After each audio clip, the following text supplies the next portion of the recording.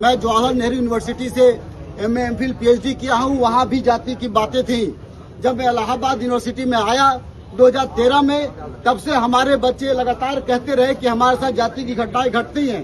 2019 में मैं पहली बार यह सवाल उठाया कि इलाहाबाद यूनिवर्सिटी के अंदर, पूरे भारत की यूनिवर्सिटी के अंदर जाति के आधार पर नंबर दिए जाते हैं।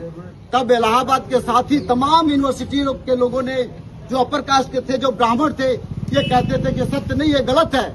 इसके आधार पे जब यूनिवर्सिटी ने मुझे शोकॉज नोटिस दिया तो मैं एससी कमीशन में गया। एससी कमीशन में कहा कि मैडम, इस तरह के आधार है, ये जाति के आधार पर नंबर दिए जाते हैं। कोई बच्चा तैयार नहीं हुआ कि जाति के आधार पर नंबर दिए जाते हैं इस बारे में। तो मैडम ने कहा कि ठीक है, हम 10 साल का रिकॉर्ड मांगते हैं यूनिवर्सिटी से। 10 साल का रिकॉर्ड के बाद यदि यूनिवर्सिटी 10 साल का रिकॉर्ड देती है तो पानी का पानी, दूध का दूध हो जाएगा। लेकिन दुखद बात है, इलाहाबाद यूनिवर्सिटी के साथ ही किसी यूनिवर्सिटी ने आज तक 10 साल का रिकॉर्ड नहीं दिया। ये लगातार मैं कहते आ रहा है।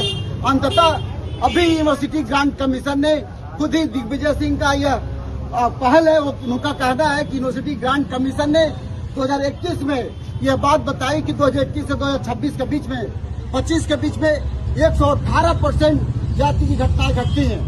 मैं ये कहना चाहता हूँ कि जब हम हिंदू होते हैं तब ये कहा जाता है कि तुम्हारा ये अधिकार है, तुम्हारा ये अधिकार है। जब हमारे अधिकार की बात आती है तब हिंदू हम नहीं होते हैं। ये मानना पड़ेगा कि आज जिस प्रकार से बातें हुई है, एससी एसटी ओबीसी एक कतई हिंदू नहीं है। जो कमल भाई कह रहे हैं कि यूजीसी ने हम पे एहसान नहीं किया है, सुप्रीम कोर्ट ने एहसान नहीं किया और बीजेपी ने भी हम पे एहसान नहीं किया।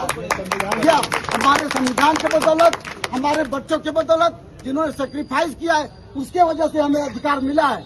एक चीज और को बताना चाहता हूँ कि 1909 में जब मांटो मिलो का प्रोग्राम समस्या आई, तब बाबा साहेब के साथ इन्हीं अपर कास्ट के लोगों ने छोड़ दिया, हमारे लोगों ने भी छोड़ दिया, बहुत से ओबीसी के साथ, दलित के साथ छोड़ दिया।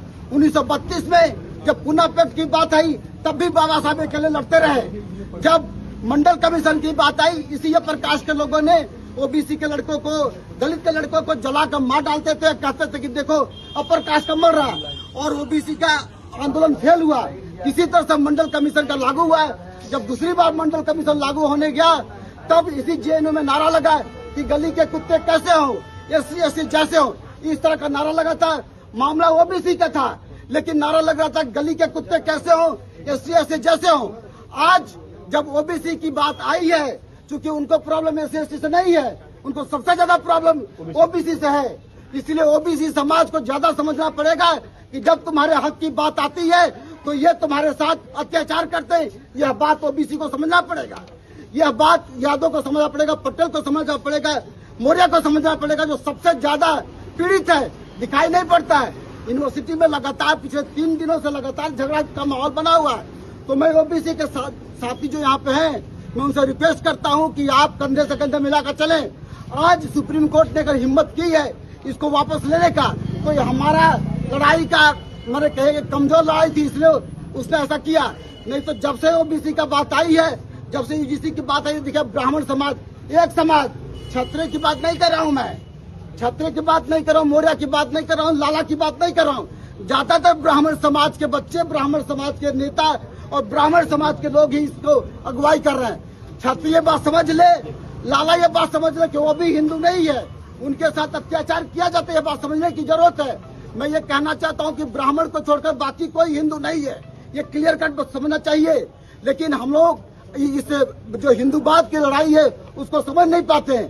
साथ ही आज यूजीसी को विथहोल्ड किया गया है। मैं आप लोगों से कहना चाहता हूँ कि आप सभी लोग मिलकर रहिए, हम इस यूजीसी कानून को लागू करवाएंगे, और नहीं तो आर पार की लड़ाई हो जाने दीजिए। इस बार करने की जरूरत नहीं है।